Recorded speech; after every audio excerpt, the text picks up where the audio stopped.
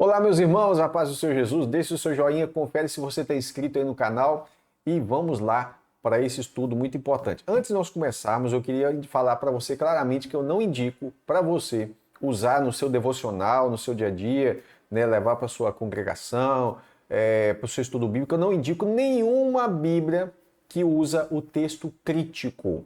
Ok? Vou deixar no card aqui em cima um vídeo sobre o texto crítico para você entender do que eu estou falando.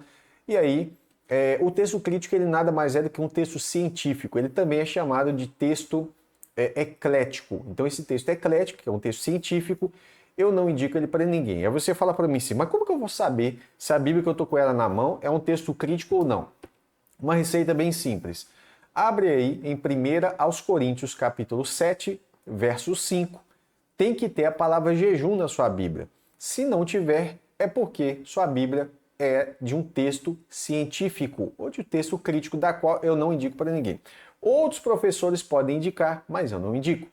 E aí, hoje, nós vamos estar falando sobre essa Bíblia aqui, ó. A Bíblia Judaica Completa, tá? Essa Bíblia é traduzida pelo David Stern. Quero falar sobre ela. Depois eu quero falar sobre outras duas, né? Tão indicadas aí pela academia, mas eu não indico para ninguém a Bíblia de Jerusalém, tá?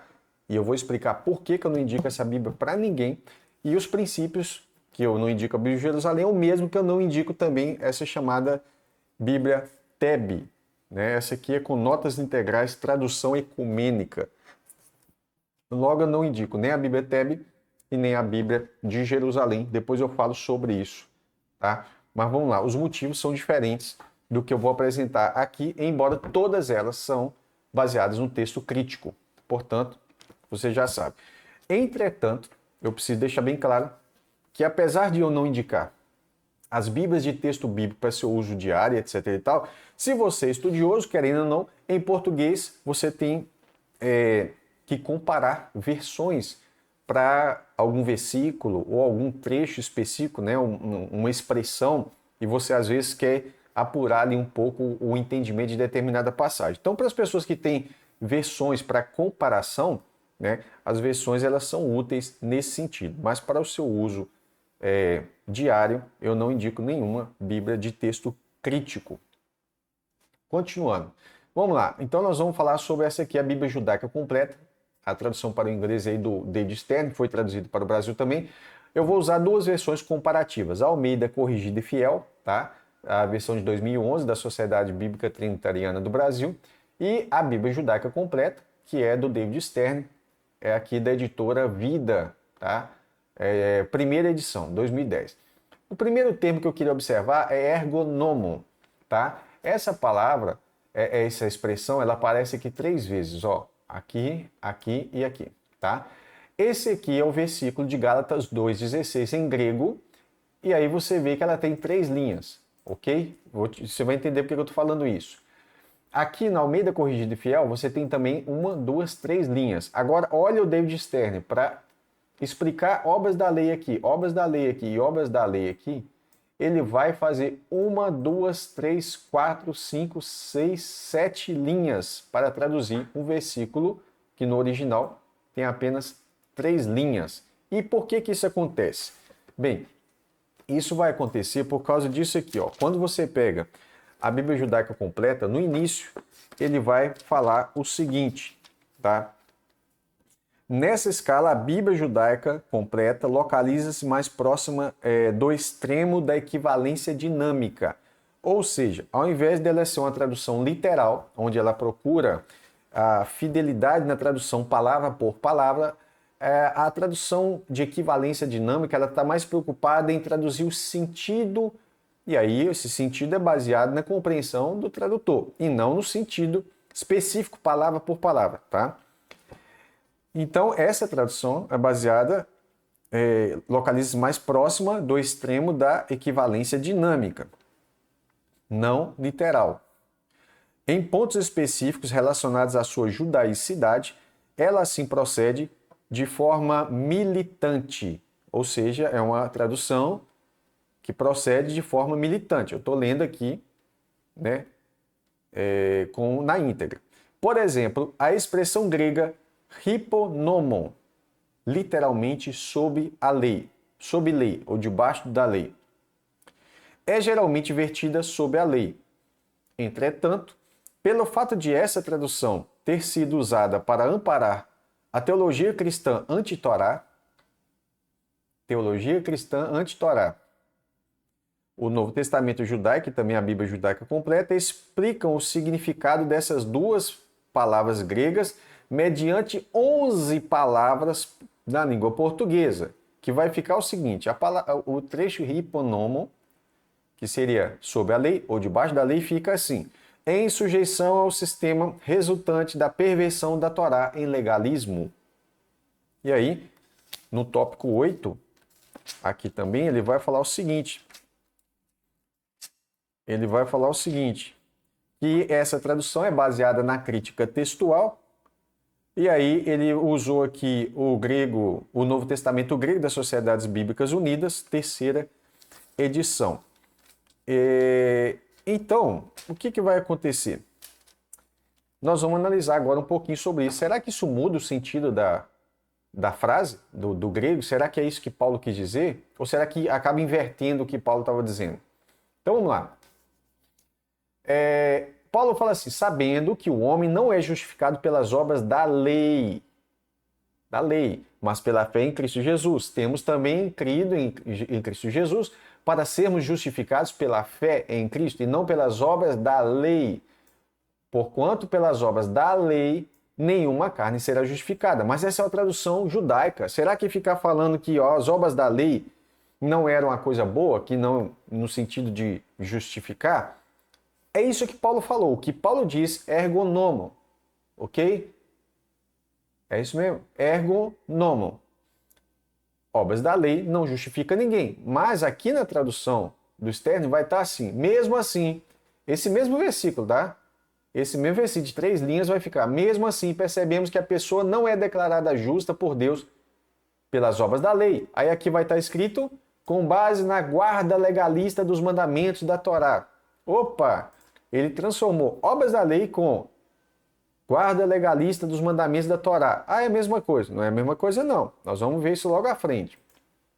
Mas pela fidelidade, então você não é justificado pelas obras da lei, mas pela fidelidade decorrente da confiança no Messias e Yeshua.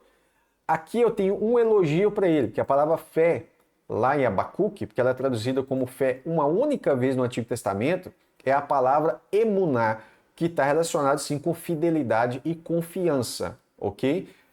Mas vamos lá.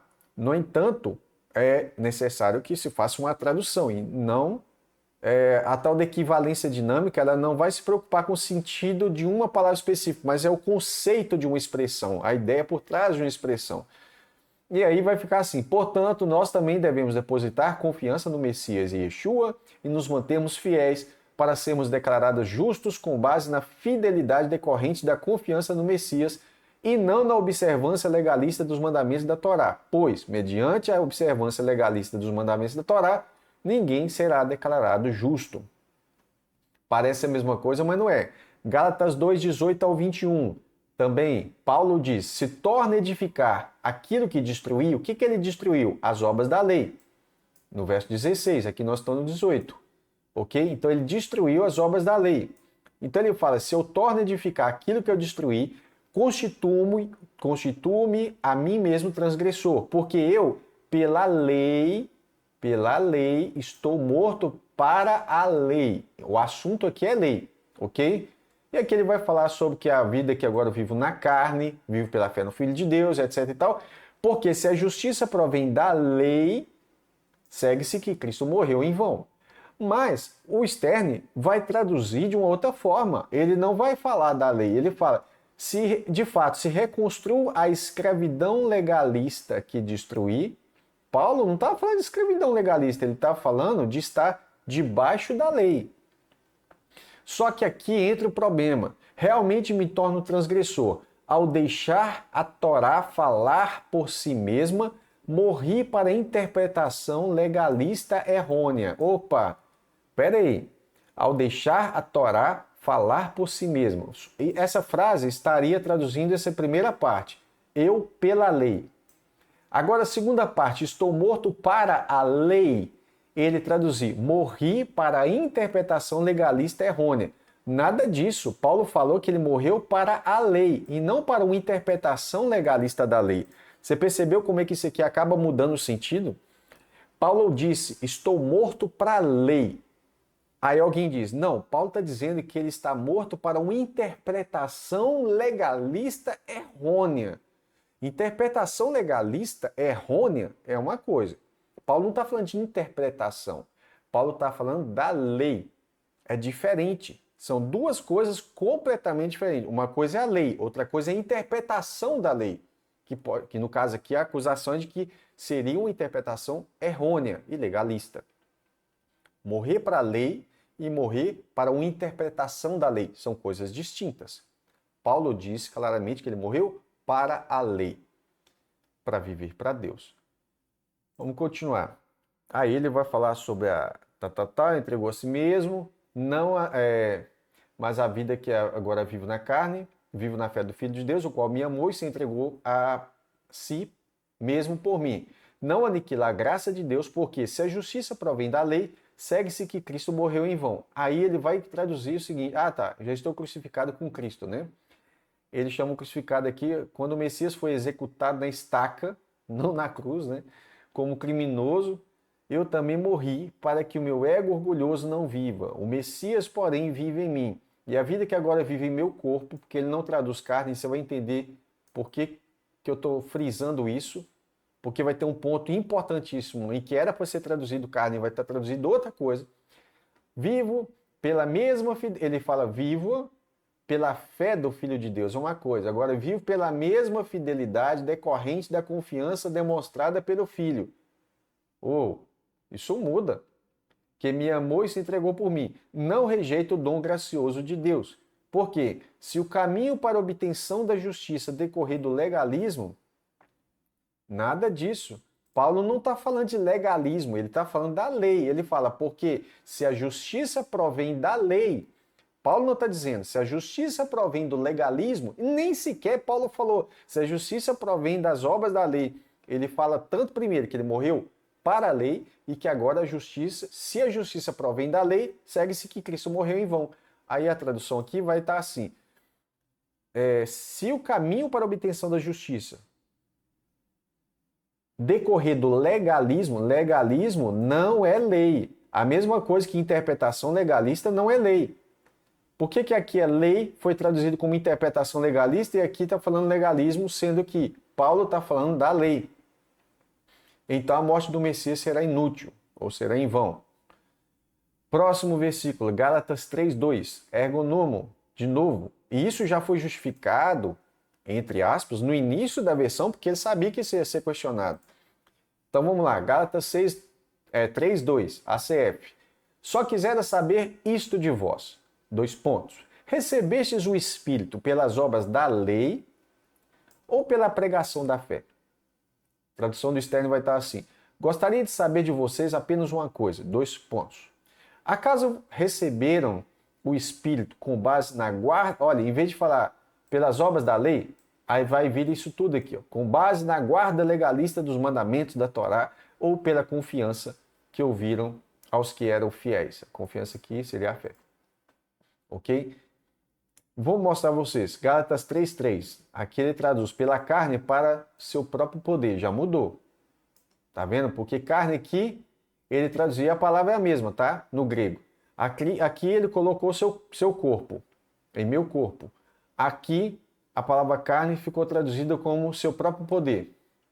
Ok, é o sentido. Beleza, mas vamos lá. Agora, de novo, obras da lei. Gálatas 3:5. Aquele, pois, que vos dá o Espírito, ACF, e que opera maravilhas em vós, e o faz pelas obras, o faz. Então, aquele, que é Deus, pois, que vos dá o Espírito, e que opera maravilhas entre vós, ele o faz, né? Pelas obras da lei ou pela pregação da fé. Aí o externo vai traduzir o seguinte, o que pensam sobre Deus que lhe supre com o Espírito e realiza milagres entre vocês. Será que ele faz isso por causa da guarda legalista dos mandamentos da Torá? Então ele converte a expressão obras da lei ou debaixo da lei, digita aí, sob a lei, debaixo da lei, obras da lei. Todas essas palavras, Paulo está evidenciando que se uma pessoa quer ficar debaixo da lei, debaixo das obras da lei, ele está debaixo de maldição. Mas a ideia de que é apenas uma guarda legalista dos mandamentos da Torá acaba ocultando isso. Isso do meu ponto de vista, tá? Por isso que eu estou mostrando isso aqui. Ergo nomo, obras da lei. Né? Você vai ter aqui a expressão obras da lei e livro da lei.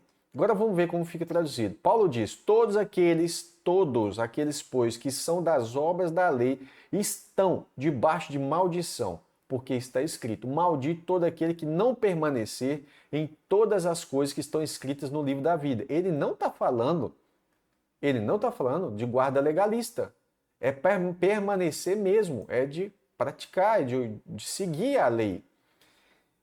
A tradução do externo vai estar assim, pois todo aquele que confia na guarda legalista dos mandamentos da Torá. Não obras da lei não é guarda dos mandamentos, e não é só uma guarda legalista. Eu vou fazer um vídeo sobre obras da lei, porque a maioria dos cristãos, dos teólogos cristãos, não sabe o que é obras da lei, e obras da lei também não é isso que está escrito aqui. Então, vive sob maldição. Maldito quem não persistir em praticar todas as coisas escritas no rolo da Torá, ou no livro da lei. Tá ok. Nomo, né? Lei. Paulo diz, é evidente que pela lei ninguém será justificado diante de Deus, porque o justo viverá pela fé. A tradução aqui põe assim, é evidente que ninguém será justificado mediante o legalismo. Peraí, lei e legalismo não é sinônimo. Legalismo não é lei. A Bíblia diz que ninguém será justificado pela lei ou pelas obras da lei. Ok? Mas legalismo e lei não são sinônimos. Aqui deu a impressão que legalismo é sinônimo de lei. E se legalismo e lei é um sinônimo, ou seja, se o que Paulo está falando aqui não é lei e fosse legalismo, logo, o verso anterior ele não vai fazer sentido, porque Paulo fala que aqueles que são, que são das obras da lei estão debaixo de maldição. Mas se não é as obras da lei, é uma guarda legalista, então a pessoa vai falar, então eu posso voltar para as obras da lei e não estarei debaixo de maldição, porque o que está sendo condenado não é a questão de estar debaixo das obras da lei, mas é uma guarda legalista. E dessa forma a pessoa pode acabar estando em maldição, porque ela vai voltar para a lei. Por isso Paulo fala pela lei, não pelo legalismo.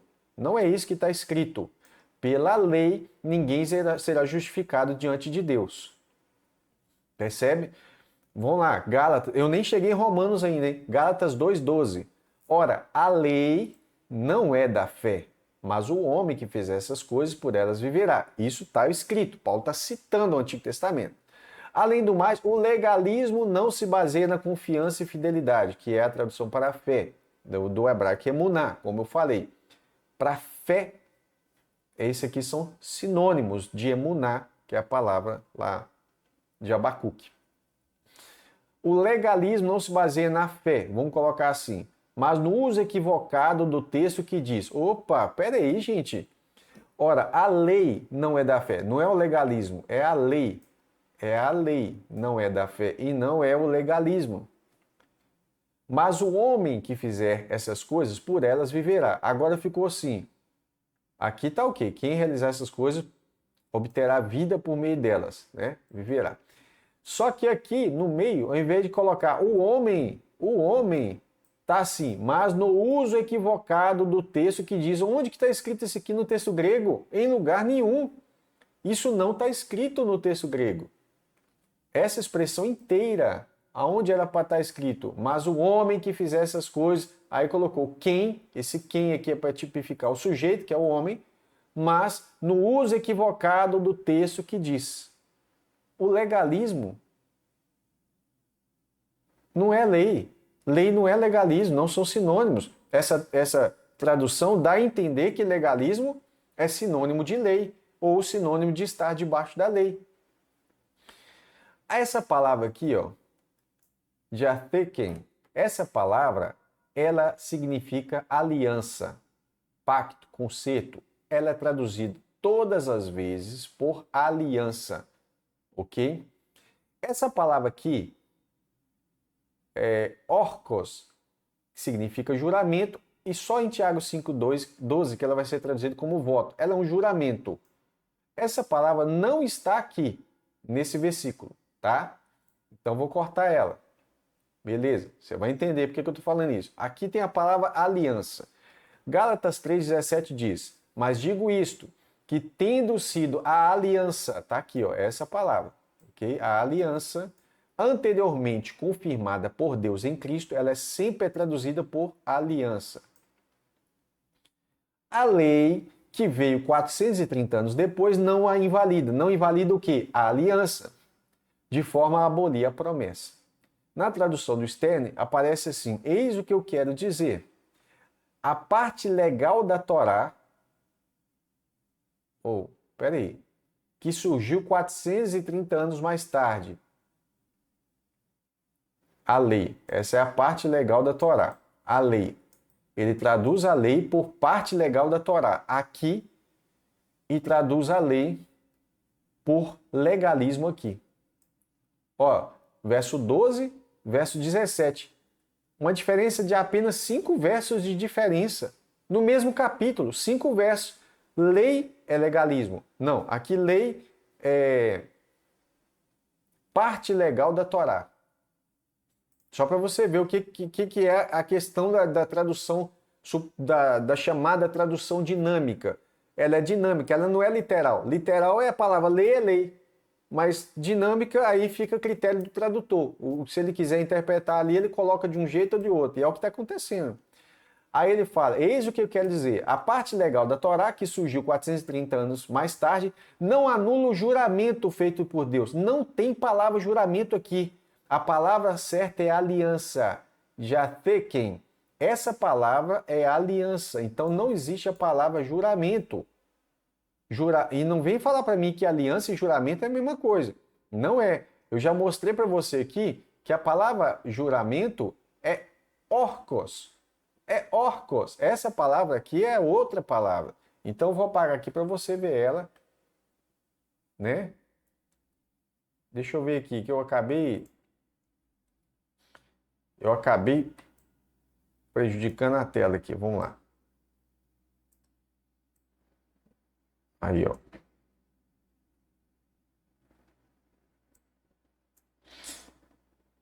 Então, olha aqui, ó. Essa palavra aqui é juramento, ó. E não tem essa palavra aqui nesse versículo. A palavra que está usada no versículo aqui é esta daqui, ó. A aliança. Portanto, não é para ter essa palavra aqui nessa versão. Juramento é uma coisa que tem diversas palavras você vai ver diversas vezes aí no Novo Testamento, tá? Agora aliança é outra. Isso acaba ocultando que no texto Paulo se refere à aliança e não a um juramento qualquer.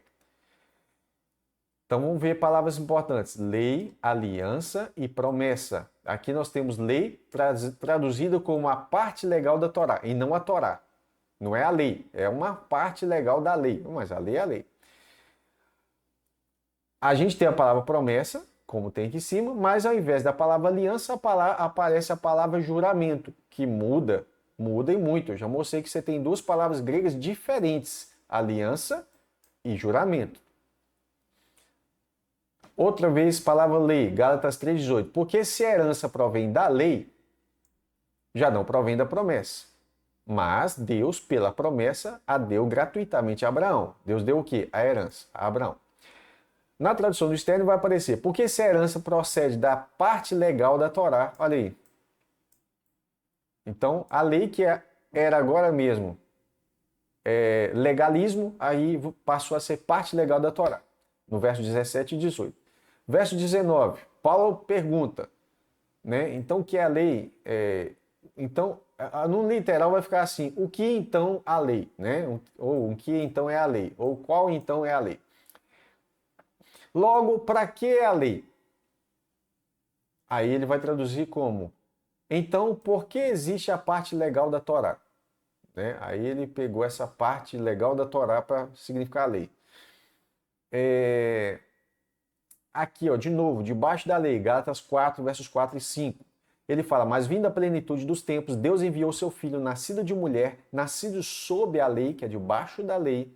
Ou seja, Jesus estava debaixo de uma obediência estrita aos critérios da lei. Jesus nasceu sob a lei, ele estava debaixo da lei. Ele tinha que obedecer cada detalhe da lei referente a um homem. Então, como homem, ele tinha que cumprir toda a lei para que ele, então, nos tirasse o peso de estar debaixo da lei. Mas aí, Deus enviou seu filho, nascido de mulher, nascido sob a lei, ou seja, debaixo da lei, para remir os que estavam debaixo da lei, os que estavam, que não estão mais, a fim de recebermos a adoção de filhos.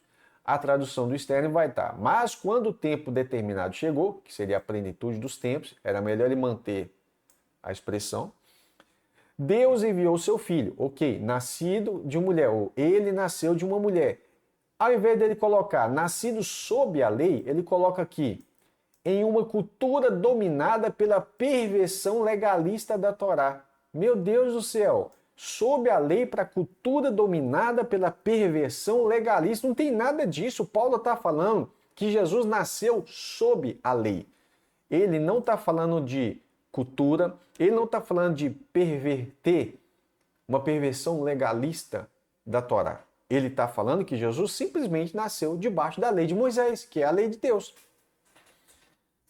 Da primeira aliança, do Velho Testamento, porque aquilo que está chamado de velho, como dizem Hebreus, está perto de se acabar e acabou. O Velho Testamento acabou com Cristo, mas ele nasce no Velho Testamento, sob a lei, cumpre a lei, toda a lei, e aí, todos os requisitos da lei, e aí, quando ele pega o cálice, então ele diz: este é o meu sangue da nova aliança. Então, nova aliança no meu sangue. Quando ele derrama o seu sangue, então se inicia uma nova aliança, significa que o Velho Testamento, ele acabou. A Bíblia fala sobre isso com clareza, mas aqui dá a impressão que não. Dá a impressão que Jesus nasceu sob uma cultura dominada pela perversão legalista da Torá. Dá a impressão não. É o que está escrito. Mas não é isso que está escrito no texto grego. Está escrito hiponomo. Hiponomo. Debaixo da lei. É só isso. Jesus nasceu debaixo da lei, não debaixo de uma cultura dominada pela perversão legalista da Torá. Ergonomo. Obras da lei, de novo. Romanos. Chegamos agora em Romanos. Concluímos, pois, que o homem é justificado pela fé sem as obras da lei. Inclusive, muitos teólogos protestantes não prestam atenção nisso aqui. Eles leem assim: é justificado pela fé sem as obras. E não lê aqui da lei. Paulo está falando das obras da lei. Da lei. Então, precisa entender o que ele está falando. As obras da lei não justificam ninguém. Isso que ele falou em Gálatas. Agora, aqui vai estar escrito assim na tradução do externo. Portanto, afirmamos o conceito. Aqui é um conceito. Ele tinha falado que a tradução é militante. Então, ele fala: afirmamos o conceito de que a pessoa, ao invés de homem, a pessoa deve ser considerada justa por Deus. Isso aí é justificação, justificado, com base na confiança, que é a palavra fé, que nada tem em comum com. Então, nada tem em comum com. Isso aqui é para explicar a palavra sem. Sem se tornou nada tem em comum com. E obras da lei foi traduzida como, ou interpretada, a guarda legalista dos mandamentos da Torá. Paulo não está falando de legalidade, de ser legalista, não. Paulo está falando de obras da lei mesmo. É da lei. Ele não está falando de legalismo. Vamos lá. Aqui, as expressões debaixo da lei, está escrito e nasceu da carne. Todas elas vão acabar sumindo nessa tradução aqui. Na CF, Almeida Corrigida Fiel diz: dizei-me os que quereis estar debaixo da lei. Não ouvi vós a lei Porque está escrito. Essa expressão está escrita é importante. Porque tanto Jesus, Paulo e tantos outros, eles vão se referir às Escrituras como palavra de Deus, e não apenas como um texto qualquer, mas é a palavra de Deus, então está escrito. Ou seja, isso é a palavra de Deus. Então, porque está escrito que Abraão teve 2 filhos, né? Que é Ismael e Isaque. 2 filhos, um da escrava, que era a Agar, outro da livre, que era Sara. Todavia, o que era da escrava nasceu segundo a carne. Olha como é que vai ficar a tradução do Stern. Digam-me vocês que desejam se sujeitar ao sistema resultante da perversão da Torá em legalismo. Meu Deus do céu, olha isso aqui. Paulo fala, dizei-me os que querem estar debaixo da lei. Hiponomo, debaixo da lei. Pronto, é 2 palavrinhas. Debaixo da lei. Aí virou, se sujeitar ao sistema resultante da perversão da Torá em legalismo. Não! Você que quer estar debaixo da lei, não estou falando da lei de Moisés. Se você quer ficar debaixo da lei, é uma coisa. Agora, se você quer ficar debaixo de um sistema resultante da perversão da lei em legalismo, ou da Torá em legalismo, é outra coisa. São 2 coisas completamente diferentes. A lei é uma coisa. A perversão dessa lei em legalismo é outra coisa. Você percebe ou não? Então vamos lá.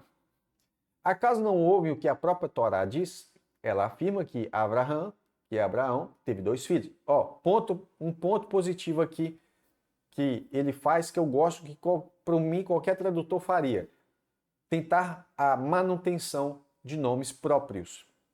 Muita gente não sabe, mas o Almeida, João Ferreira de Almeida, ele não traduzia nomes, ele deixava o nome próprio. Inclusive o nome próprio de Deus, ele deixava transliterado, ao invés de traduzido. Isso é uma coisa que eu acho bom. Na leitura, fica difícil. Se você começar a ler, a não ser que você já tenha o hábito da leitura com o nome transliterado. Do contrário, no início é meio estranho, bem difícil e tal, né? Por exemplo, o nome da mãe de João Batista é Elizabeth, ok? Mas você vai pegar outros nomes. Tiago, por exemplo, é Jacó, né? Jacobo vai estar lá assim, na transliteração. Isso aqui, vou deixar aqui porque eu tenho que ser justo com esse ponto. Manutenção de Abraham e também de outros nomes aqui vai ser muito bom. Ela afirma que Abraão teve 2 filhos. Só que aqui não está falando simplesmente ela afirma. Ela, o que? A lei? Aqui está escrito. Porque está escrito. Poderia ter deixado assim, né? Porque está escrito que Abraão teve 2 filhos. Um com uma escrava, que é Agar, e outra com uma mulher livre, Sara. O filho da escrava, aqui está escrito que ele nasceu segundo a carne. Aqui está escrito que ele nasceu da capacidade limitada dos seres humanos. Você percebeu o que eu quero dizer? Deixa eu ver se eu consigo mostrar isso aqui de uma forma fácil. Aqui, carne vai aparecer como capacidade limitada dos seres humanos. Aqui, carne, Gálatas 3:3, apareceu como por seu próprio poder. Aqui, carne, apareceu como em meu corpo. Então, você percebe que a tradução, em vez dela ser literal, ela vai simplesmente fluindo de acordo com a interpretação. E aqui a palavra carne se tornou capacidade limitada dos seres humanos. Ele nasceu segundo a carne. Né? Mas isso é importante, a manutenção do termo carne, porque em outros trechos, Paulo vai fazer associação de que da carne, que a carne não herda, que a carne isso e a carne aquilo, que tudo é pela fé. Mas se você começa a pegar a carne e traduz de um jeito, depois de outro, você nunca vai conseguir associar quando Paulo disser que carne, que a salvação não tem nada a ver com a carne, a fé depende da fé, não é da capacidade limitada do ser humano, mas o filho da mulher livre nasceu do poder miraculoso de Deus, do cumprimento de sua promessa. Vamos lá, aqui os últimos versículos, Romanos 4:15, parte A. Diz assim, porque a lei opera a ira. A palavra ira, tá aqui, ó. Né? Órgão. orgen, né? Essa palavra significa ira. Aí o Stern traduziu como porque a lei traz punição. Vem cá, você pode até falar comigo, mas ira e punição é a mesma coisa, porque as duas traduções parecem semelhantes, porque a lei opera a ira ou porque a lei traz punição. Porque a ira, aqui está falando da ira de Deus, logo terá uma punição. Mas ira é uma coisa, punição é outra. A punição já é um ato consumado, ok? A ira não. Por exemplo, ireis, mas não pequeis. Uma coisa é eu ficar irado, outra coisa é eu punir alguém a partir daquela ira. Então, irar em si não é pecado. O pecado está em eu agir. Como que eu vou agir com aquela ira? Então, ireis, mas não pequeis. Ou seja, dá lugar à ira, deixa ela embora. Agora, se eu fiquei irado e punir na ira, ou seja, não de uma forma correta, mas irado, isso aí é uma ação diferente da ira. Então, veja bem, que a tradução aqui ela acaba colocando orgen como punição. E não é a mesma coisa. Ira não é punição. A punição pode sim ser uma consequência da ira, mas não é a mesma coisa. Por fim, Romanos 6, esse é o último verso. Romanos 6, 14 e 15. Também falando sobre debaixo da lei, né?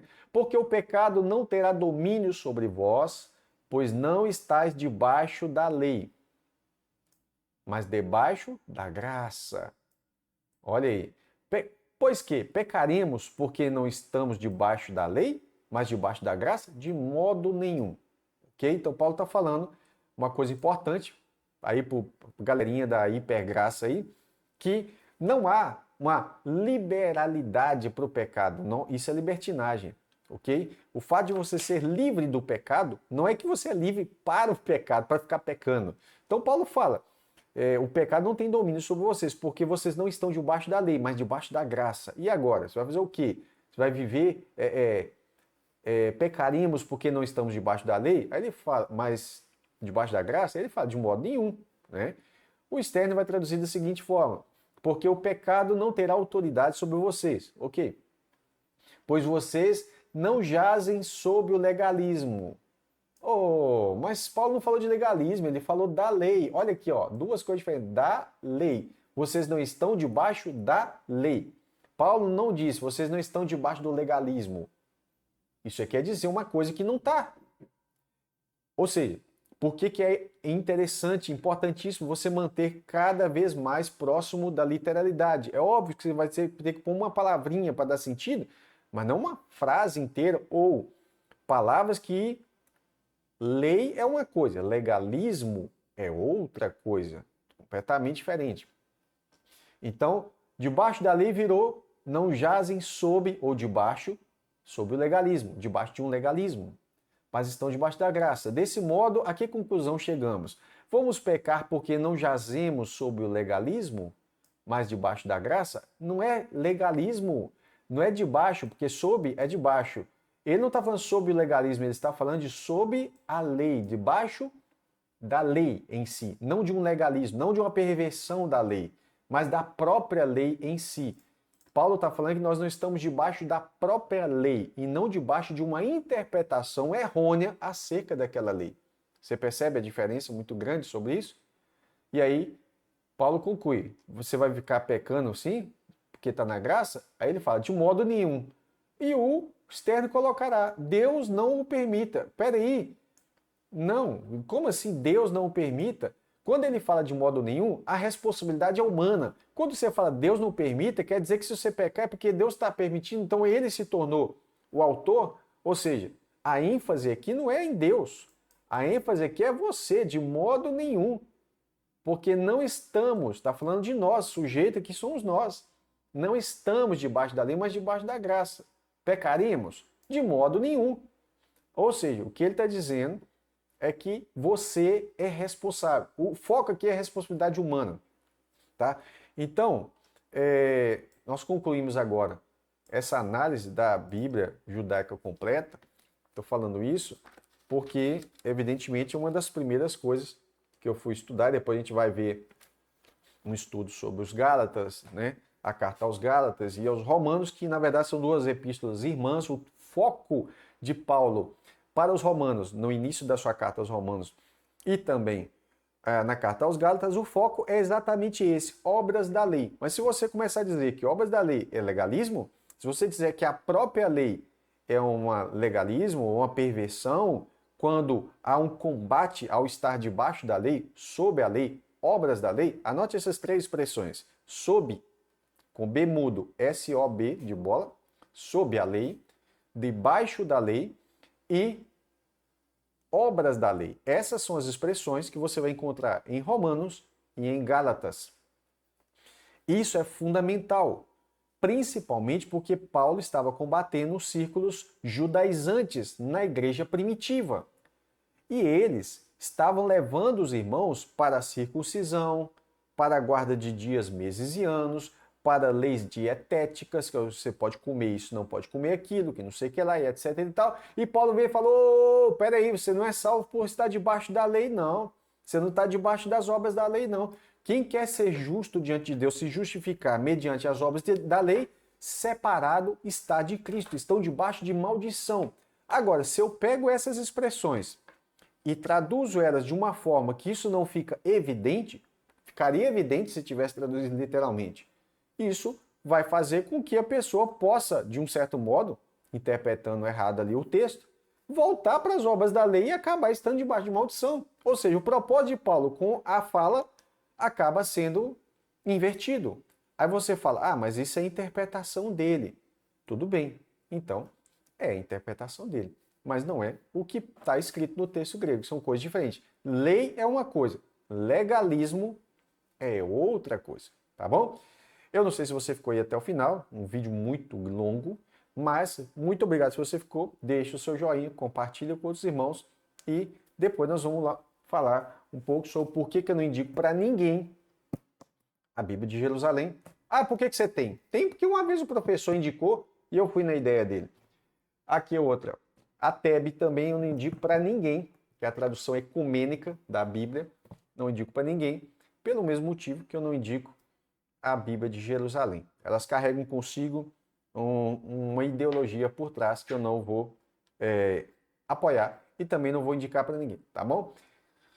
Meus irmãos, fica com Deus, até a próxima oportunidade. E aí, se você viu mais alguma coisa sobre a tradução do David Stern, anote aí embaixo para nós, para outros irmãos também verificarem e conferirem. Se você tem uma Bíblia dessa aqui, eu te aconselho pegar e conferir se cada tópico desse que eu citei aqui realmente condiz com o que está no seu material, na sua mão, tá bom? Até a próxima oportunidade. Detalhe. Como eu disse e repito, ela está baseada no texto crítico, da qual eu não indico para ninguém, para uso geral.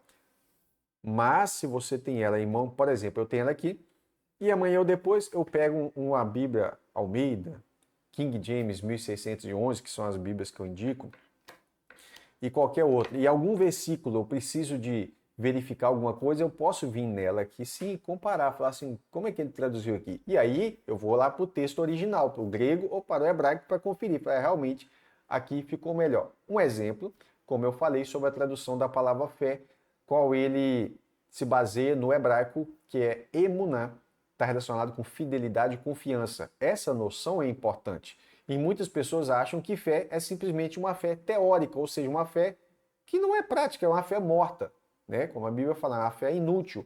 E não é uma fé teórica, porque acreditar em Deus não faz muita diferença. A Bíblia fala que os demônios creem, mas e daí?